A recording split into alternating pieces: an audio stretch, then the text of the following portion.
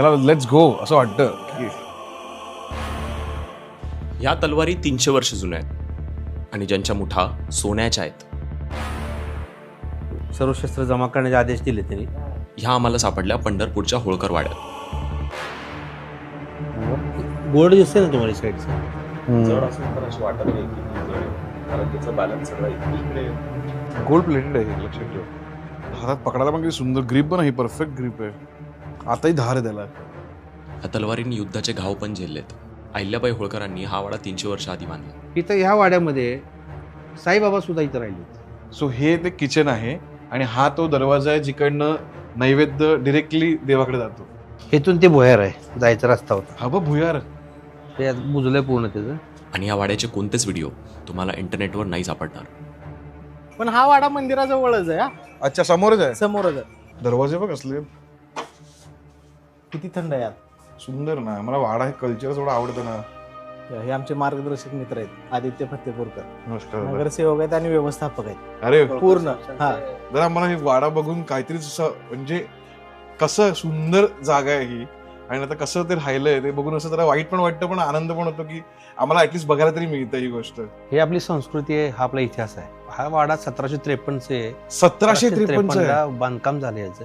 1768 13 वर्ष बांधकाम चाललं या वाड्याचं.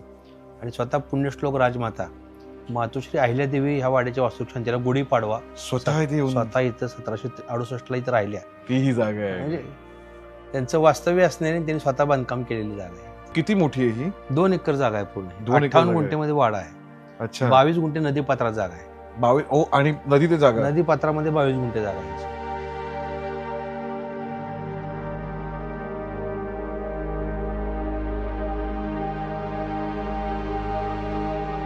हा दरवाजे आहेत रे बघ. हे दरवाजात नाही, सगळे भिंतीवर जायचे रस्ते. बघ ते जाळी जळमट आहे पण हे बघ.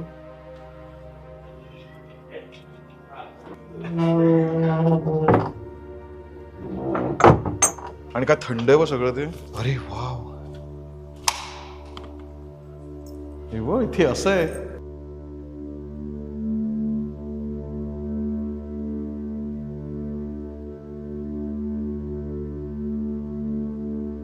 वाड्याचा शिलालेख आहे तो इथे खाली लिहिला आहे. त्याच्यामध्ये उल्लेख तुकोजर होळकरांचा. तुकोजर होळकर इथे राहिले होते, तो त्यात लिहिलेला आहे. अहिल्यादेवीने जी सगळी मंदिरं बांधली ती सगळी महादेवाची. क्वचित तुम्हाला असं एका दुसरं मंदिर नवीन बांधलेलं दिसते. हा ह्या जेव्हा वाड्याचा पाया खोदत होते तर समोरची मारुतीची मूर्ती सापडली. ती आतमध्ये सापडली. पाया खोदताना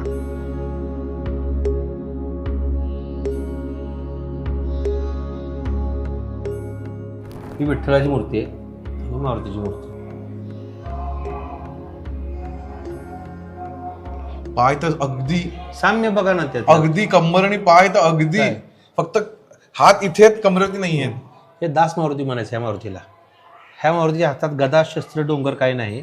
हा रामाची सेवा करायला मारुती, दास मारुती. दास मारुती. हा दास मारुतीचं सेवाचंच व्रत असल्यामुळं आणि विठ्ठल रूपी मारुती लक्षात ठेवा. किंवा त्याचे कान पण बघा ना. तेच ना. हे बघा सगळं सेम आहे. ते आर्किओलॉजी डिपार्टमेंटची लोक आली होती. ते म्हणजे 700 ते 800 वर्ष जुनी मूर्ती आहे ती. बरोबर आहे. वाड्यापेक्षा जुनी ही मूर्ती आहे ती. ते काय म्हणले, वाडा ठीक आहे पण ती मूर्ती जापा. अरे वाड्यापेक्षा अनमोल ती मूर्ती आहे म्हणतात. त्यापूर्वी अहिल्यादेवीनी सदरची ही पिंड जी आहे ही गोकर्ण महाबळेश्वरवरनं राम प्रतिष्ठापन करून इथं आणली होती बसवायसाठी. 12 ज्योतिर्लिंग यावर कोरलेले आहेत. ही वालुकाश्मय दगड आहे. वालुकाश्मय दगड म्हणजे विठ्ठलाच्या मूर्तीचा जो दगड आहे. परंतु जेव्हा मारुतीची मूर्ती सापडली तर अहिल्यादेवींनी त्यांना पत्र लिहिलं की ज्याचा भक्त सापडला त्याच्या देवाची प्रतिष्ठापना करायची आहे तर त्या मूर्त्या मी पाठवून देते. राम लक्ष्मण सीतेच्या मूर्त्या त्यांनी बसवल्या. म्हणून ती आली म्हणून ही आली. आले हा. लोक इतकी पंढरपूरला येतात, देवाचं दर्शन घेतात, पण सहज कोणीतरी इथे येऊन बघून जातं. 250 वर्षापूर्वी त्यांची संकल्पना होती की माझा वारकरी तर राहिला पाहिजे, त्याची सोय झाली पाहिजे. इथं त्याचं इथं अन्नदान होत होतं. म्हणजे 1971 सालापर्यंत हा. रोज 100 यात्रेकरूंचं जेवण होतं. 11 ब्राह्मणांना इथं ब्राह्मण भोज होता रोज. त्याचं अजूनही रेकॉर्ड्स माझ्याकडे उपलब्ध आहेत. त्या 150 वर्षापासूनचे कागद आहेत माझ्याकडे अवेलेबल आहेत. हे लाकडाचा सुद्धा इतिहास असा आहे. हे चंबळच्या खोऱ्यातून लाकूड, हे तिथून हे लाकूड टाकलं गुजरातच्या समुद्रात आणलं. गुजरात समुद्रातून रत्नागिरीला आणलं. रत्नागिरीवरून हत्तीच्या पाठीवरती टाकून हे लाकूड इथं आणलेलं आहे. त्याचं बाजीराव पेशव्यांचं पत्र आहे, दुसऱ्या बाजीराव पेशव्यांचं. याला जकात दाखवू नये म्हणून. इथं ह्या वाड्यामध्ये साईबाबा सुद्धा इथं राहिले होते. साईबाबा इथे राहून गेलेले. त्यांना विचार चंदू काकांना. साईबाबा इथं राहिलेत ना आपल्या इथं. ते आता 85 वर्षाचे चंदू काका आहेत. हे ब्रह्मचारी आहेत. नमस्कार दादा. हे रामाचे पूजा करतात आणि सगळं इथली वाड्याची देखरेख जी आहे सगळी हा. हे स्वतः चंदू काका बघतात. यांना धन्यवाद चंदू काका, तुम्ही इतक्या वर्ष करताय. हे ते चेंबर्स आहेत पाण्याचे सगळे. 250 वर्ष झाली अजून एकदाही कोप झालेला एकदाही चोकअप नाही झालाय. आणि आमची मुंबई बघा कधीच नाही पाणी आलंय. एक थेंब पाणी येत नाही हो, पुढे वाड्यात. मार्किंग पण नाही पाण्याची की जमिनीत लागलंय. मी काय म्हणतोय त्यावेळेस हायेस्ट लेवल कडून सगळं केलं होतं. ही नदीचा पूर भविष्यात येणार आहे, माझ्या वारकऱ्याला धोका होणे. जेव्हा अहिल्यादेवी इथं आल्या, ही वाडा काय मला भाविका दृष्टिकोनातून योग्य वाटत नाही, याची मला तपासणी करायची आहे म्हणलं. म्हणजे याची मजबूतीकरण कसं बघायचं. त्याने काय केलं, हत्ती आणला, हत्ती रॅम करून वर चढवला ह्या वाड्यावर. हत्ती? हो, आणि हत्ती नाचवला ह्या वाड्यावर. त्यामुळे याला होळकरांचा वाडा म्हणतात ना, तसं हत्तीचा वाडा सुद्धा म्हणतात. हत्ती नाचवले वाड्याच्या वरती? हो, ह्याचं मजबूतीकरण बघायसाठी. त्यामुळे इथली बरीचशी लोक जी आहेत ज्यांना ऐतिहासिक महत्व माहित आहे, स्वतःचं घर बांधताना काय करतात माहिती आहे का, इथली एक मुठभर माती घेतात आणि ते पायात नेऊन टाकतात. आणि माझाही घर एवढे दिवस असंच राहावं. अहिल्यादेवींचे जे नातू आहेत काशीराव दादा होळकर, हा. त्यांनी मकर बसवली. त्याचं त्यांनी 1785 अहिल्यादेवीच्या मृत्यूनंतर इथं आली. 1785 सालचा आहे. आणि अहिल्यादेवींचे नातू काशीराव होळकरांनी ही मूर्ती बसवली अहिल्यादेवींची. ह्याचं वैशिष्ट्य असं आहे, इथं गुढीपाडवा ते रामनवमी 9 दिवसाचा उत्सव असतो. इथं तुम्ही महालक्ष्मीला किरणोत्सव बघितला, हो हो हो हो, तसा इथंही किरणोत्सव. असं लाईट आतपर्यंत येते. बरोबर रामनवमीशी रामाच्या चेहऱ्याचे सूर्यकिरण असं उघडलेलं पहिलं सूर्यकिरण समोरचं वर्ण. अच्छा, तिकडनं येतं. हो, बंद करा सगळ्या सगळ्या बंद करा. ओ, आणि सुंदर लाईट पडते. कन्स्ट्रक्शन त्यावेळेसचे, बरोबर. त्यावेळेसचे अक्षांश रेखांश बघून ती सगळी बांधणी केलेली आहे या मंदिराच्या करता. आणि इथं पाठीमागणं म्हणजे इथं दाखवतो स्वयंपाकखोली. आपण जिथं वर होतो तिथं स्वयंपाकखोली आहे. हा. नैवेद्य झाला की रामाला पहिला इकडून सवळ्यात नैवेद्य. अच्छा, सगळ्यांच्या मधून नाही पाठवून येणार किचन. तुम्हाला हे दिसणार सुद्धा नाही. हे दरवाजा आहे ना, हे बघ, जा तुझा. तुम्हाला दिसते वर साईडला दरवाजा आहे त्याचा. मागून किचन मध्ये डिरेक्टली किचन वर जायचं. परत अहिल्यादेवी वर राहिल्या होत्या. हा. सो हे ते किचन आहे आणि हा तो दरवाजा आहे जिकडनं नैवेद्य डिरेक्टली देवाकडे जातो मागच्या बाजूने. काय ना, त्यावेळी आर्किटेक्टने विचार केलेला आहे. आणि इथून ह्या वाड्यातून जे भुयार आहे ते विठ्ठल मंदिरात निघतं. त्या अहिल्यादेवीची महिनाभर त्यांचं वास्तव्य होतं, ते मंदिरात जायच्या दर्शनाला. कारण लिटरली त्यावेळीच्या तर सेलिब्रिटी असणार ना, मग त्या जर बाहेर निघाला तर किती गर्दी होईल. आता लोक कॅप आणि गॉगल घालून बाहेर पडतात, तेव्हा ते भुयारात जायचं. इथून ते भुयार आहे, जायचा रस्ता होता. हा बघ भुयार, हे बुजलंय पूर्ण त्याचं. असं हे चंदू काका आहेत ना, हे जात होते ना भुयार. भुयारात जायचं. हो, ते हे चंदू काका आहेत ना आत्ताचे पुजारी. ते असं 6 फूट उंच आहे, 4 फूट रुंद आहे, म्हणजे पूर्ण दगडी बांधकाम आहे. म्हणजे महम्मद गझनी जेव्हा भारतात आले तेव्हा त्यांनी काय केलं, तर सगळी मंदिरे फोडायला सुरुवात केली. आणि त्यांनी सगळ्यात मोठं मंदिर जे फोडलं ते काशी विश्वेश्वराचं लिंग आहे. ती लिंग हातोड्याचा घाव घालून फोडलं. ती लिंग नसताना फक्त ब्राह्मण समाज त्याची पूजा करायचं. त्याने अकबरांची परवानगी घेऊन ते लिंग बसवायचं ठरलं. त्यानंतर त्याने आणलं, ते लिंग बसवलं.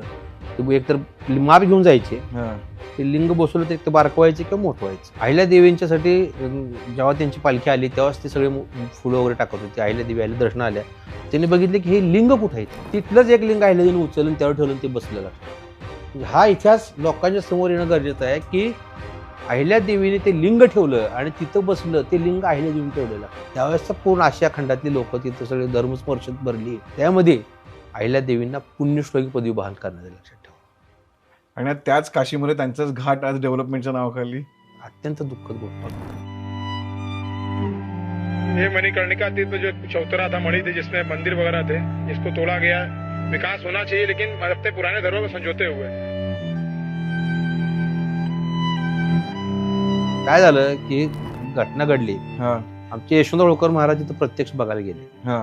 ते जेव्हा तो तोडायला घेत होते, तोडून सांगितलं पण नव्हतं कोणालाही कामाला कळलं नाही. काय म्हणता. हो, हे रात्रीतनं सगळं उद्ध्वस्त केलं तिथं. जेव्हा सकाळी ही बातमी पसरली तेव्हा यशवंत होळकर महाराज आमचे ट्रस्टचे ब्रिगेडियर रणजित डेडवाल सर तिथं बघायला गेले. तिथे प्रत्यक्ष बघितलं, पूर्ण उद्ध्वस्त करून ठेवला होता घाट. मूर्त्या अहिल्यादेवींची मूर्ती आहे तिथं, गंगे मातेची मूर्ती आहे. आणि ते मी जाऊन आलो बऱ्याच वेळा तिथं. आमचा होळकरांचा वाडा पण आहे काशीमध्ये. हो, आणि म्हणजे की कुठं चाललंय ह्या गोष्टी. तेच ना. मला अनेक लोकांचे फोन आले की म्हणजे आता फोडल्यानंतर काय करणार मला सांगा. हो, त्याने- फोडून झालं आता काय करणार त्याला. फोडायच्या अगोदर त्याला प्रयत्न करता येईल. फोडून झाले आता त्याबद्दल काय करतात अनेक म्हणजे तो आपला इतिहासच तुम्ही नष्ट करायला. परदेशातले लोक भारतात काय बघायला येतात. खरंय. आणि तुम्ही आणि आपला इतिहास आपल्या हजारो वर्षापूर्वीचे म्हणजे मोहनजोदडो असतील किंवा अजिंठा वेरूळ लेणी असतील. हो. काय आपल्याकडे काय ताजमहल असतील म्हणजे ही आपली इतिहास आहे आपला. इतिहास आहे आपला. हा इतिहास बघायला परदेशी लोक इथे येतात. तुम्ही काय दाखवणार त्यांना काय नंतर? दाखवणार तुम्ही. आज दुबईला आपण जातो आर्टिफिशियल बघ. काय दुबई तर मला बिलकुल नाही आवडत नाही बघायला. नाही दुबई आर्टिफिशियल आहे सगळे. हो, हो. कारण जे फाउंटन काचा सगळ्या. काय मला सांगा ना तिथं नॅचरल काय स्रोत आहे काही काहीच नाही. त्यांना कोणाला हिस्ट्रीच नाही. इथं आपल्याकडे गड history किल्ले आहे. इथं गड किल्ले बघा लोक हो 2-5 हजार किलोमीटरवरून लोक इथे येतात. खरंय. ही संस्कृती इतिहास बघायला आपला हो हजारो वर्षापूर्वीचा इतिहास आहे या भारतीय संस्कृतीचा. हो. आणि ते नष्ट झाल्यानंतर लोक काय बघणार. आणि हे आत्ताचं काहीच नाही. लाकूड कसलं आहे पण अजून काय झालं नाही त्याला पण इतक्या वर्ष. सामान आहे pure. ढाल अडकवायचे. ढाल अडकवायचे तिथे. ढाल तलवारी इथं तलवारी होत्या. कोणत्या तशा आहेत. इथं तलवारी होत्या बंदुका होत्या अच्छा म्हणून त्याचं- त्यानंतर तोफा होत्या इथं. 1981 साली इंदोर गव्हर्नमेंटने म्हणजे मध्य प्रदेश गव्हर्नमेंटने आपल्या हा. गव्हर्नमेंटला पत्र लिहिलं हा. आणि पोलीस बंदोबस्त सगळे इथनं घेऊन गेले. घेऊन गेलं इकडं सगळे घेऊन गेले इथून तिथे इंदोरच्या म्युझियम मध्ये. म्युझियम मध्ये ठेवले. तिथे लिहिलंय पंढरपूर संस्थान की तरफ से म्हणून. इथे 2 तलवारी आमच्याकडे चंदुकान ठेवल्यात गपचूप पूजेला पूजेसाठी अरे वा. दसऱ्याला दसऱ्याला पूजा करतो. त्यातल्या. आणि त्या 2 तलवारी तुम्हाला बघायला दाखवतो. हो, त्याच्या बघा. मोठी सोन्याची आहेत. काय म्हणता. चांदीच्या त्याला फुले येते.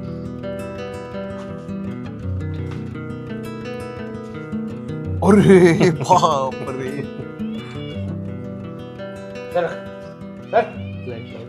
हा जर गोळा म्हणजे डोक्यात जरी पडला ना माणूस मेला. हे बघ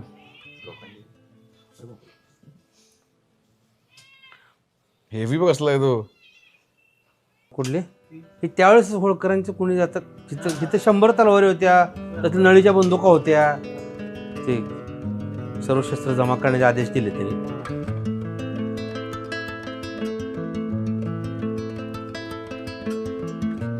चांदीचे फुले येते. नाही ते सोन्याचं आहे ते त्यांनी सांगितलं ते मधलं बोर्ड दिसतंय ना तुम्हाला साईडचं सोनं आहे ते. कोणाकोणावर किती घाव झालेले ते सगळं त्याच्यावर खासायच्या.